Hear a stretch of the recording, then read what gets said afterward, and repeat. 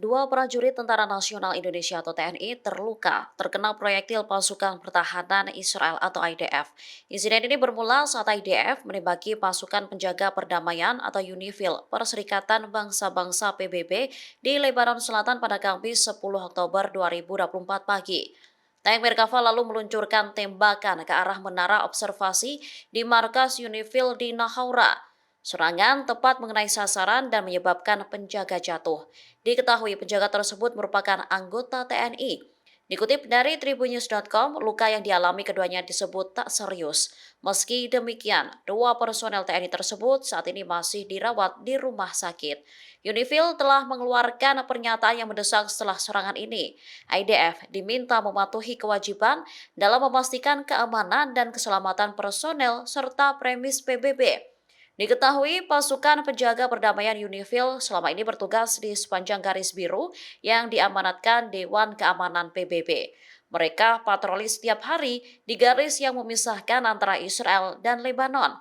Selama ini, markas UNIFIL di Nahaura dan lokasi di dekatnya memang kerap menjadi target serangan Israel. Indonesia mengutuk keras.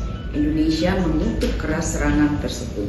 Serangan terhadap personel dan properti PBB. Indonesia bersuara setelah dua personel Tentara Nasional Indonesia atau TNI di Lebanon Selatan terkena serangan tentara Israel. Saat itu dua TNI tengah menjaga markas penjaga perdamaian UNIFIL Perserikatan Bangsa-Bangsa atau PBB. Menteri Luar Negeri Retno Marsudi memberikan kecaman keras pada Kamis 10 Oktober 2024. Dikutip dari tribunnews.com, Retno mendesak dilakukan penyelidikan segera atas serangan ini. Tak hanya itu, pelaku penyerangan juga harus bertanggung jawab. Retno menegaskan pasukan UNIFIL yang bertugas di Nahaura berada di bawah mandat Dewan Keamanan atau DKPBB. Tugas mereka yaitu untuk menjaga stabilitas Lebanon, sehingga serangan apapun terhadap pasukan penjaga perdamaian merupakan bentuk pelanggaran berat hukum kemanusiaan internasional. Diketahui dua personel TNI tersebut terluka setelah terkena tembakan tank Merkava IDF. Tembakan diluncurkan ke arah menara observasi di markas UNIFIL di Nahaura. Serangan tepat mengenai sasaran dan menyebabkan penjaga jatuh. Keduanya saat ini tengah dirawat di rumah sakit terdekat. Dengan serangan IDF kepada UNIFIL pada 10 Oktober pukul 5.05 local time telah terjadi serangan langsung terhadap bangunan tower pengamatan OP4 di Green Hill, Nahaura. Nah, saya perhatikan begitu ada serangan, kemudian gak lama kemudian UNIFIL mengeluarkan rilis tanggal 10 Oktober dan mengatakan, saya quote, "This morning, two peacekeepers were injured after an IDF Merkava tank fired its weapon toward an observation tower at UNIFIL headquarters in Nahaura, directly hitting it and causing them to fall.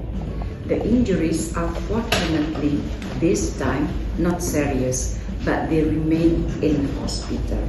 Jadi serangan terhadap tower di Nahaura dan ada dua personel yang terluka, dan kedua penjaga perdamaian tersebut adalah personel dari Indonesia.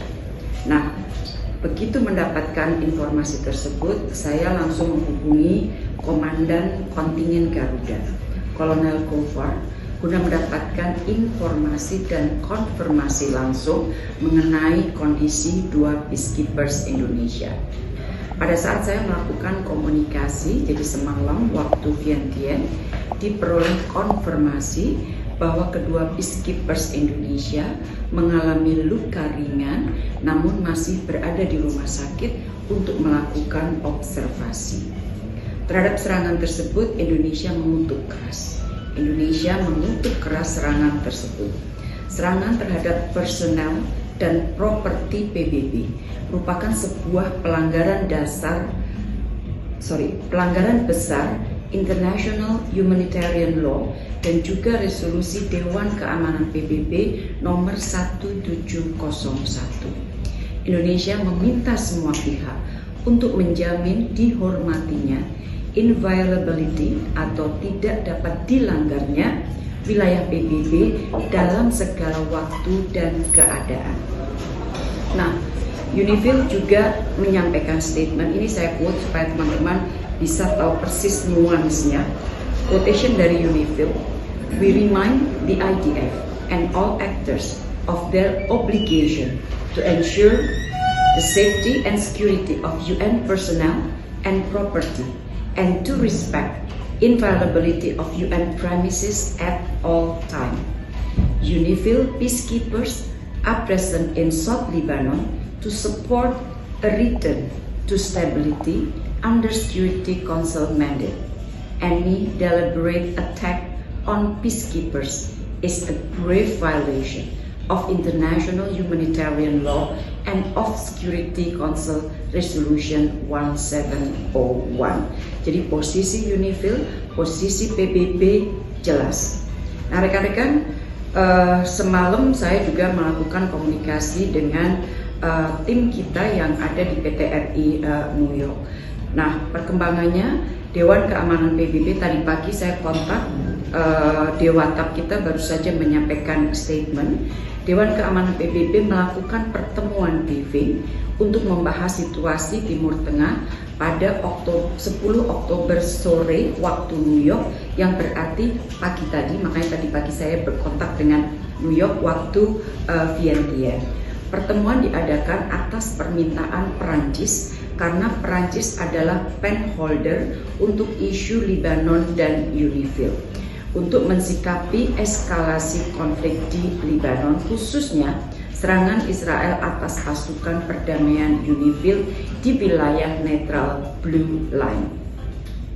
Indonesia diundang di dalam briefing tersebut, dan Indonesia sebagai salah satu country concern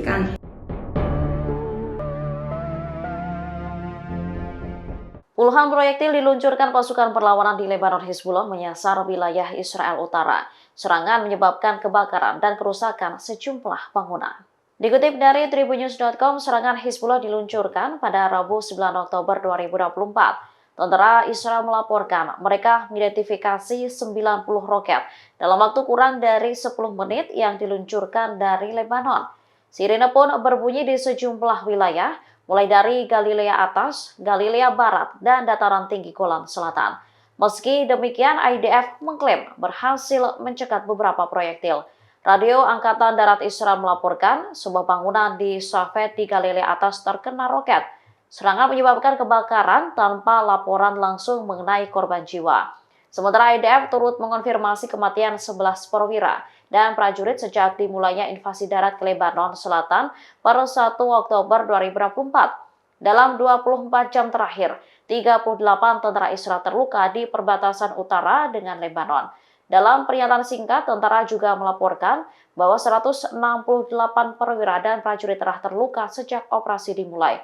Di sisi lain, tentara Israel juga meluncurkan serangan ke Lebanon.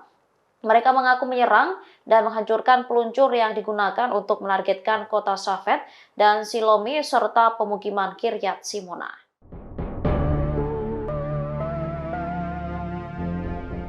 Pasukan perlawanan di Lebanon Hizbullah menyergap pasukan pendudukan yang mencoba menyusup ke perbatasan.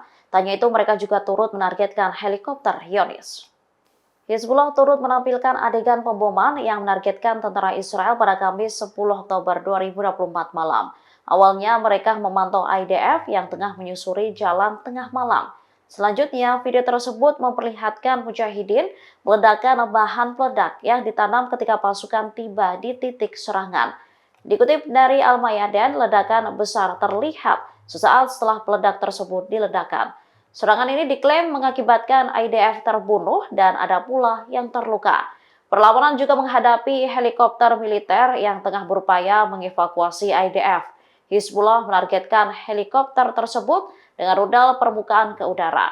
Diketahui dalam sehari, Hizbullah meluncurkan 20 operasi yang menargetkan musuh.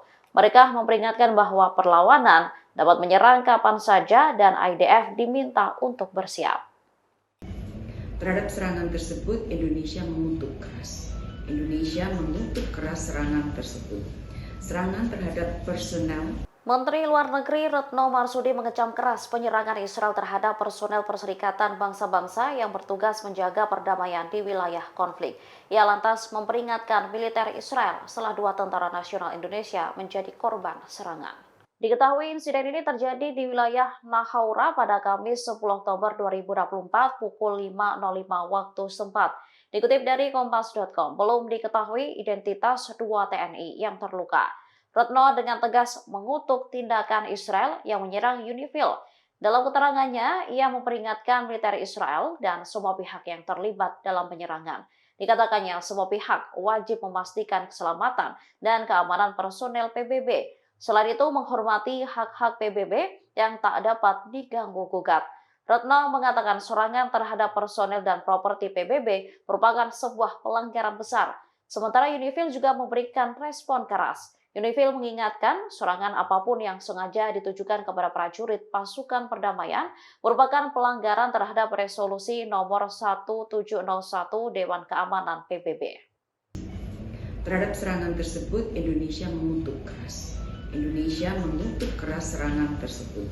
Serangan terhadap personel dan properti PBB merupakan sebuah pelanggaran besar International Humanitarian Law dan juga resolusi Dewan Keamanan PBB nomor 1701.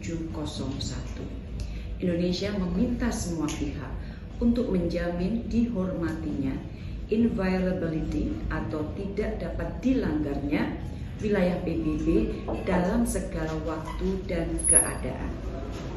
Nah, UNIFIL juga menyampaikan statement, ini saya quote supaya teman-teman bisa tahu persis nuansnya.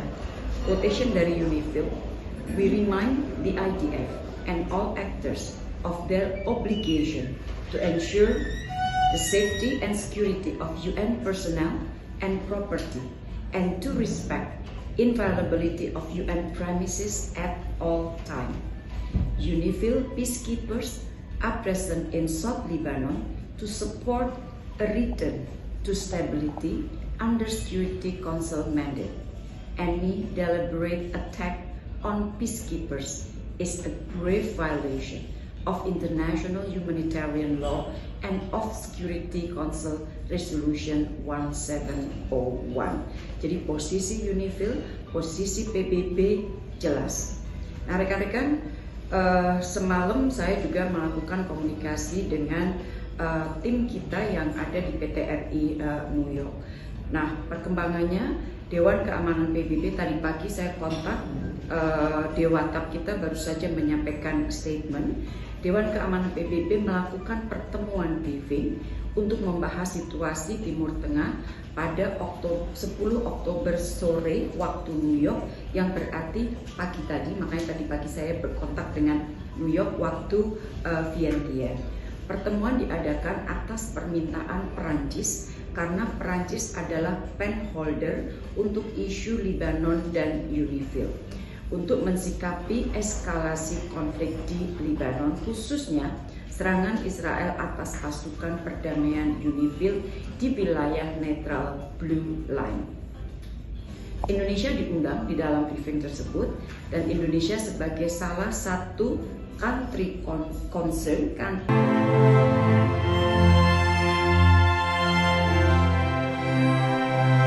3 tentara Israel tewas saat terlibat bentrok sengit dengan Brigade Al-Hassam di Jabalia, Jalur Gaza pada Kamis 10 Oktober 2024. Tank yang mereka kendarai meledak disergap perlawanan.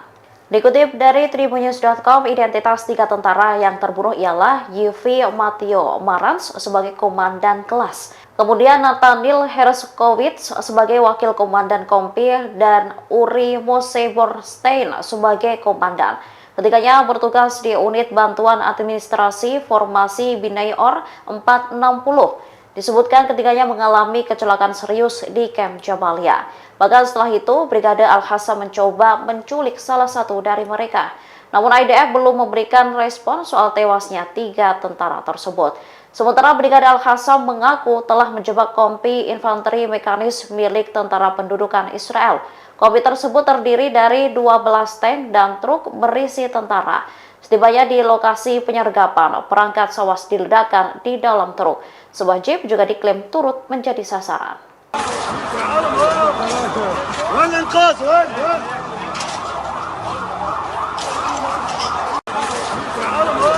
Pendudukan Israel melancarkan serangan udara yang menargetkan wilayah di pusat kota Beirut, Lebanon pada Kamis 10 Oktober 2024 malam. Puluhan orang tewas setelah serangan tersebut. Dikutip dari Al-Mayadin, ini ketiga kalinya Israel menyerang wilayah di luar lingkup pinggiran selatan Beirut. Satu serangan udara Israel menghantam sebuah bangunan perumahan antara daerah padat penduduk Ras al-Naba dan Al-Nuwairi. Serangan udara itu menargetkan lantai 3 dari sebuah gedung berlantai 8. Banyak orang dilaporkan terluka, sementara banyak yang masih terjebak di dalamnya. Suara ledakan keras seperti gempa bumi dan diikuti asap tebal membumbung tinggi terjadi di dua lokasi kota Beirut. Ambulans dikerahkan ke lokasi kejadian saat api berkobar. Ini menjadi serangan paling mematikan yang menargetkan pusat kota Beirut sejak Israel mengintensifkan kampanye pengebomannya di Lebanon 2 minggu lalu. Menurut Kementerian Kesehatan Lebanon, 22 orang tewas dan lebih dari 100 orang terluka. Serangan juga menargetkan wilayah Basta. Dua bangunan tua berlantai 4 runtuh. Warga mengaku ketakutan karena ledakan yang ditimbulkan akibat gempa bumi.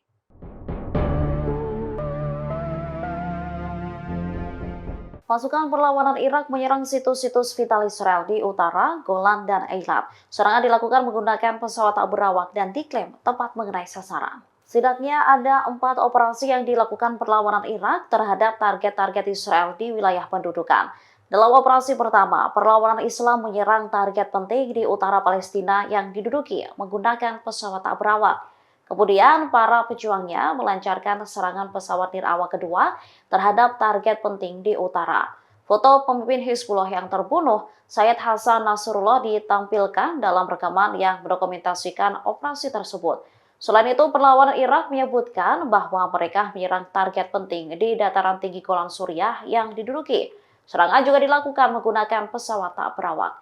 Terakhir, perlawanan menargetkan posisi vital di al-Rashrash yang diduduki. Lebih lanjut, mereka menegaskan akan terus menyerang benteng-benteng musuh. Sementara juru bicara militer Israel mengumumkan bahwa 2 prajurit dari Brigade Golani Batalion 13 tewas. Mereka terbunuh saat sebuah pesawat tak berawak yang diluncurkan dari Irak meledak di sebuah pangkalan militer di Golan. Serangan itu melibatkan 2 pesawat nirawak bermuatan bahan peledak. Download Tribun X sekarang, menghadirkan lokal menjadi Indonesia.